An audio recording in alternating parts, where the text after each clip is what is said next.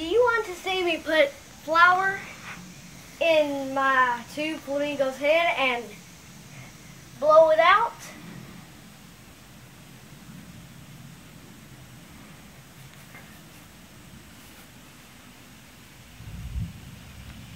Told you. Okay, I already put flour in the bird's head, and do you want to see him sneeze and then look like he's got diarrhea?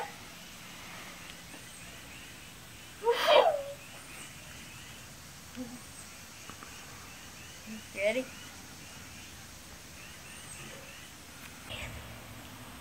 Sometimes he has trouble breathing, so we have to use this tube.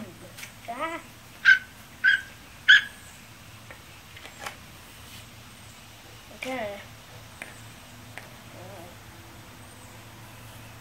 Kind of put it on his mouth, and if it'll stay on, he won't have trouble breathing.